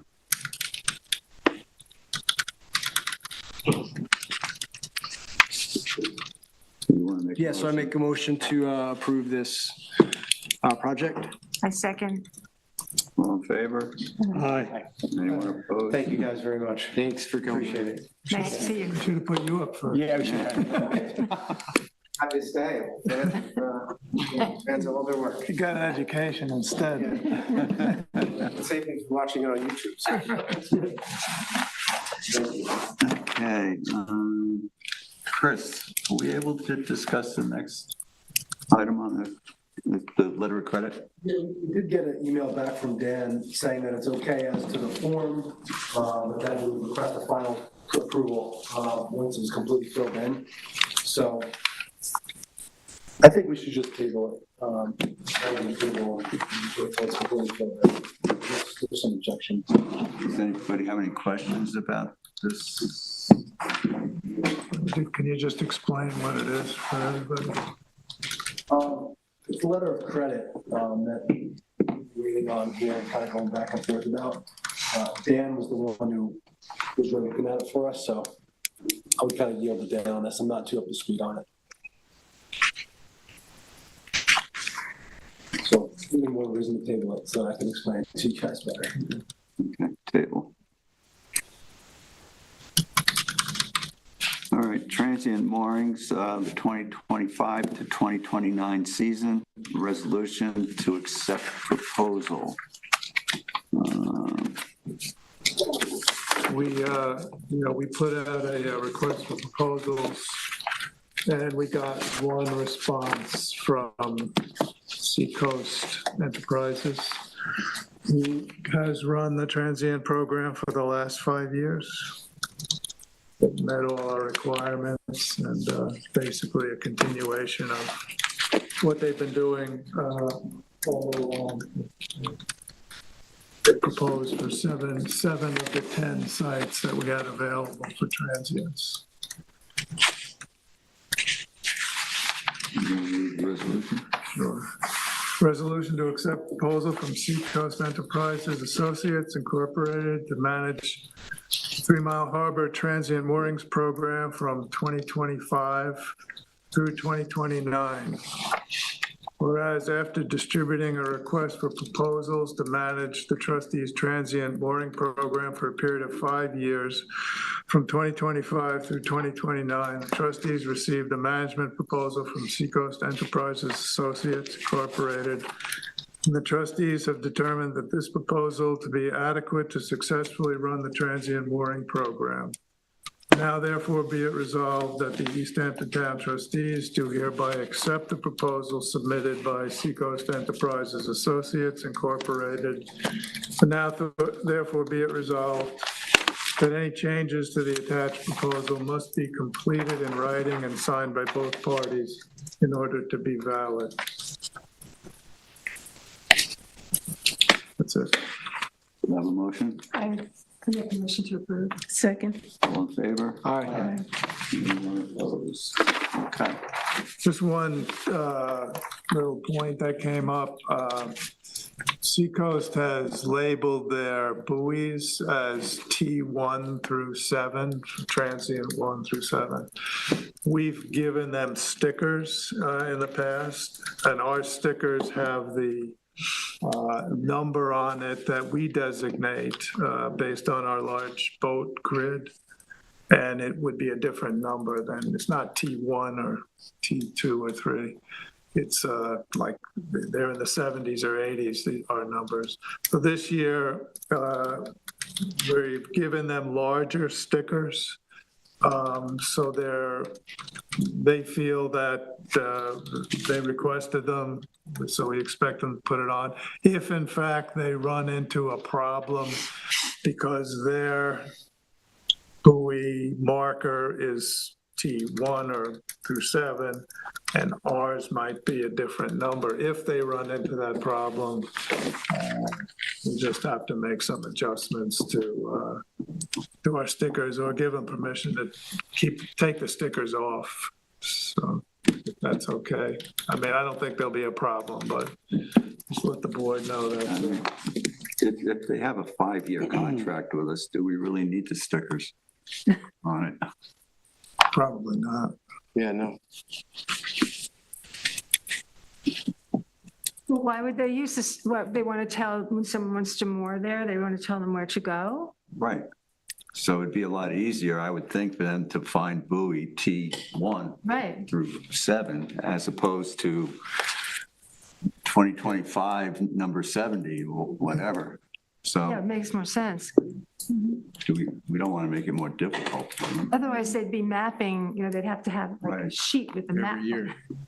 Yeah, the only thing, I the don't, only advantage, I don't know if it's even an advantage, but it just shows that everybody has a mooring buoy, has a trustee permit sticker on it. Yeah, it's better if he has a contract. Yeah. right. What do you think, Chris? I think we should make it easier on the people navigating those buoy fields. I like doing that.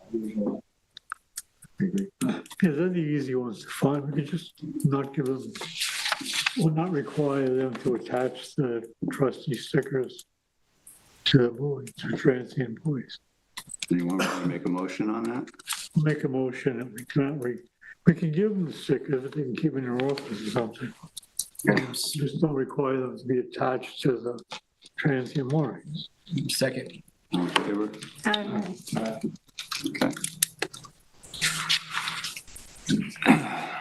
All right, kayak lottery update. Oh, that'll have to be Allison or Elaine. We just wanted you all to know that the kayak lottery took place, and everybody received a notice that whomever the winners were, and then anybody else knows that they are on a wait list and fulfilling those as those who won either take their spots or say they're forfeiting them and just moving down the wait list. But that's all. It just happened and it's going smoothly. Thanks, Allison. How big is the wait list? It depends on the location, but they're not very big this year. Manageable. And you checked all the racks, John? Yeah, I checked all the racks. There's only 4 rails that need replacing, so they're pretty good shape. It's good. Next, we have Peconic Estuary Partnership.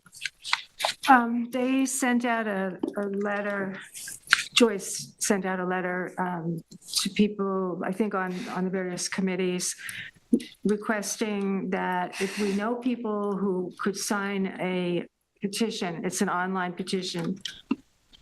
It is not for the trustees. This is for, people, the general public who would like to express general support to the Peconic Estuary Program. When Joyce gets the budget from whatever distribution of the budget will come through to her, then she'll let us know if we need to write a letter, if we would like to, and she'll send us a sample letter. Is there any conflict with us individually signing the petition? Just don't identify yourself as a trustee. I felt like I would send it to people that I know. I wouldn't send it myself, but like if I know, I don't know how to handle the protocol of these kinds of things. What is it, just like tell all your friends or something? Yeah. Yeah, like Agabonic Protection Committee, I'm sure they already have received it. Springs Citizens Advisory Committee, but I don't need to do that. I think that's excellent support. So is it inappropriate for trustees to sign if we're going to be doing a letter of support? Is that your view, or anybody? I guess it's up to you. You're free to do what you want on your time. You could do both. We could do No sense having opposing opinions, though. The key is to not identify yourself as a trustee. Right. All right, committee reports in Georgia, Oyster Reef and Georgia Pond. I guess we don't have anyone here. Chris touched upon that. It looks like Dr. Goldblum mentioned it instead of Mike DeLong. Okay. I'd just like to say that I think we should give it a go if we possibly can, just because of all the positive results that have come back. Well, I don't think anyone's really opposed to this continuing, but there's clearly some friction between the Bayman and this project, and they're the ones who need to sit down and have a conversation. And I don't think that's happened yet. Well, considering the small magnitude that was described by Chris. The location. Yeah, finding the right location, but I just think we should, express our support for the idea and, try to make it happen. Yeah, I think we have, pretty much, right? I think we support it. We just need to find a I location. think we support the oysters. We just, want to put them in the best location. We can't put them where they're going to dredge. There's a lot of, Can you gotta look talk at the to, sailboat try to get in touch activity. with Jim and see what Where the his moorings go and stuff like Get that. the fishermen. Yes, Wind up on the, dialogue between Mike Yeah. Dolan and the Bayman and some- Yeah. I thought he was within the working on it, college, but I don't know what the I'll talk to him requirements are late to today. You can give me a call to tomorrow. visit the site. I think where they put it now is like the most convenient place to get to. The vehicle. Excuse me 1 second, trustees. Mike, I think you have your hand raised. I just want to, hi, everybody. Mike Oh, Dole you are here. from Stony Brook University. Hey, I just want to let you know I'm here, and I just logged in just to, if there was any questions I can answer. Just a quick update. I think you received, I presented on January 27th. There was some concerns raised, and I had sent a letter to the trustees. I think you might have received it around March 4th. Yes. And after that, I've been speaking with Trustee Jim Grimes, and we're planning to meet on site in Georgia Pond to look for potentially another site. And Jim actually just called me this morning. He just got back from Ireland, so he just landed, I guess, today or is landing today. So I plan to meet with him later this week or early next week. So that's just the update here, and I'm just here if there's any other questions I can answer. No, again, I think that right now we just need to clear the air between you and the Bayman and work out whatever Get the right location. problems there are there. Wait, so what's your goal, Mike, for a date to get started on the project? Like, what would be a goal in the season, or is it? Yeah, I mean, I guess the goal was this year.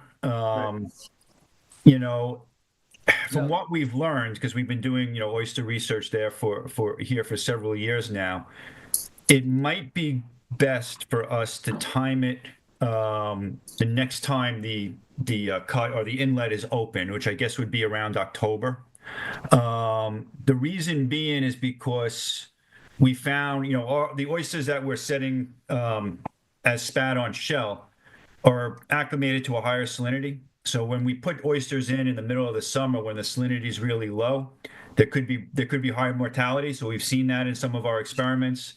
So the salinity, when the cut's open, will be a good salinity, and then as the cut closes and the salinity drops, it will give them time to slowly acclimate, which is what we've seen. So we've had survival even beyond the 3 years Chris was showing. We've had oysters out there for 5 years now, with very high survival. So probably time with the cut. Also, when the cut's open, the water level's lower, so it's a lot easier to work and place the shell bags and construct the reef. We could do that, as you all know, the difference in water level is could be pretty significant between summer when it's closed and when the cut's open. So for those reasons, ideally, we'd like to start building the reef in October. With all that said, we still have to get the permits from the DEC, and that could be that itself could push us into next year. I can't get those permits until we have the permission from you all, from the trustees, and a letter that we can give to DEC along with the application that you approve it. So anyway, so this is, there's still more steps to go. I was hoping to do it this October, but I'm being realistic. I don't know. I'm thinking it might not happen till next year, but. Mike, I misunderstood the duration of this. I thought it was an experiment, and then Dr. Gobler just said it's not an experiment. Well, we've been doing experiments for 5 years with oysters. So we're now proposing a restoration project based on the data, completely based on the data we've collected, which has been really, fascinating. It's really a great story there. So everything from the location, the timing, things I was just saying, has been based on 5 years of experiments. So so the experiments are done. We feel we've collected enough information and data, and that has indicated that this is this would be a worthwhile venture. Yeah. So when you put in for your permit with the DEC, it will be for a restoration project and of indefinite duration, provided that oysters are successful in that location. Correct. Yep. We would be building the reef, and you're probably familiar with this. I know Barley uses the same material. The shell bags that we will be putting down are biodegradable mesh. So in the end, if we were just to leave it there, it would be shell. It would just be shell. And if the hope is that the population will establish and become self-sustaining over time, and oysters will the population will expand. Mm-hmm.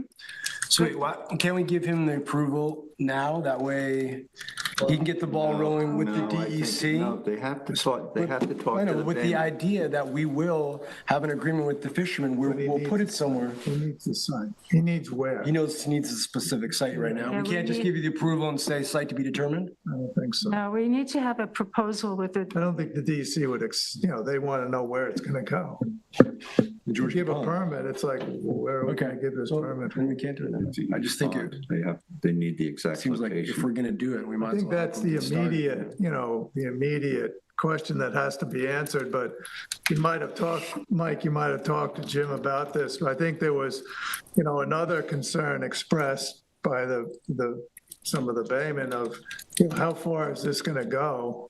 So I think you might want to think about, that and giving some answers if those questions are asked. What's the long-term goal here? Are we going to fill the harbor? We want to fill the pond with reefs? What's our 10-year plan here? 15? Yeah, and I touched upon that in the letter. Basically just saying the plans after this, it's really up to the trustees and the community. Oysters, need a substrate to set on. They have a certain habitat that they need, and that could be done once we have larvae in the system. that could be done by adding substrate, not necessarily adding more oysters, but adding shell in areas to attract, where the oysters will set. And I think that would just have to be done, on a case-by-case basis, seeking approvals for each extension. But yeah, I mean, that's really, that the answer to that's driven by the community and driven by yourselves to how far we want to take it. But, step one now is really just to build this first reef. We know that we know from all the experiments we've done, we have very high survival of the oysters. We know the oysters spawn. And what we don't know is if that spawn is going to result in recruitment, meaning the larvae survive and then metamorphose and settle, onto places. And in order to do that, we need to put enough oysters in the system. As part of our monitoring too, I didn't get too into this, but we've developed digital PCR techniques in Chris's lab to monitor larval populations. So this is what we've been doing in Shinnecock Bay and other bays around Long Island.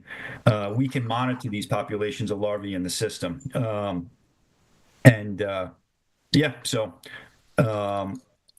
So the extent is, I don't think it should be a concern because it's really up to the stakeholders what the extent of the restoration will be. And right now, we're just proposing this first phase to build this first reef. Good. Thank you. Thank you. Thank you. Thanks, Mike. Thanks. Thank you, everybody. Bye-bye. Bye, Mike. All right, move on to administrative, payment of the bills. Staples, $61.16 for office supplies. East End Excavating Corp., $1,000. Georgia, good. Do you have a motion? Motion to approve. Second. All in favor? Bye. Any opposed? All right, next we have the financials for August, September, October, November, and December of '24, January and February of '25.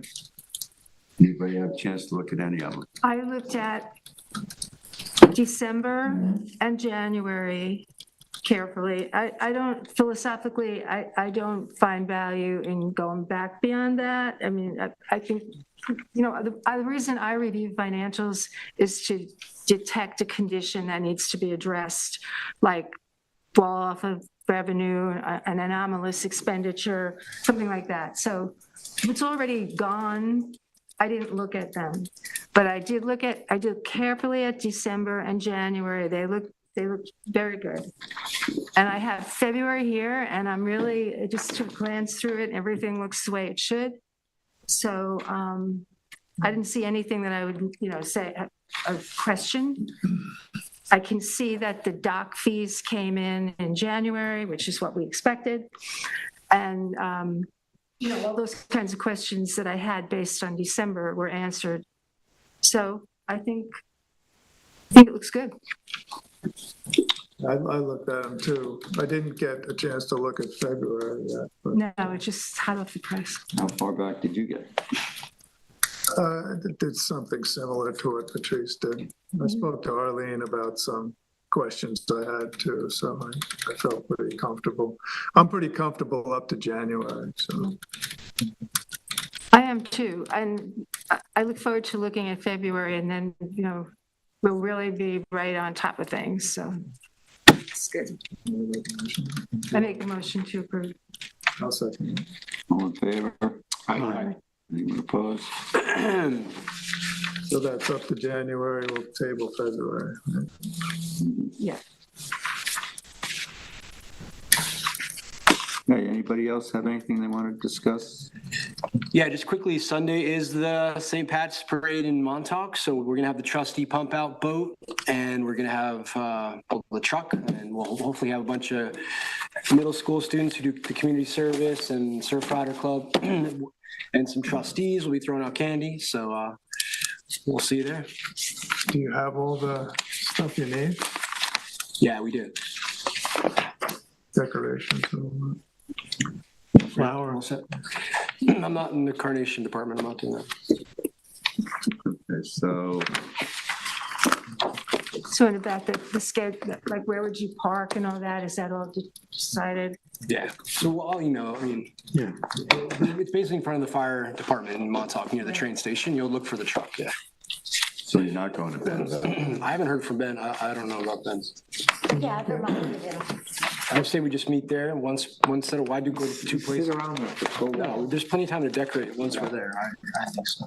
But I'll talk to Ben. So roughly where we were last year, right around the small pond. Get out there early enough. Do we have a spot yet? We could probably find out. They make a list, but it's probably gonna be the same general Right near area. the firehouse or up that hill a little bit. But I can email her. Or, We were south of the firehouse last time. That's where Right. we waited, Right. just before oh, industrial. you're right, that Road. was south. Yeah, you're right. So yeah, right around the, Although, didn't they move us back? They moved us up just past the firehouse. and they did, I eventually. forget if that was 2 years ago I or, remember. Yeah. Ben just said you could meet at his house in the morning. okay, yeah, I don't really feel I like. don't know. The years just start to Good from home. collide.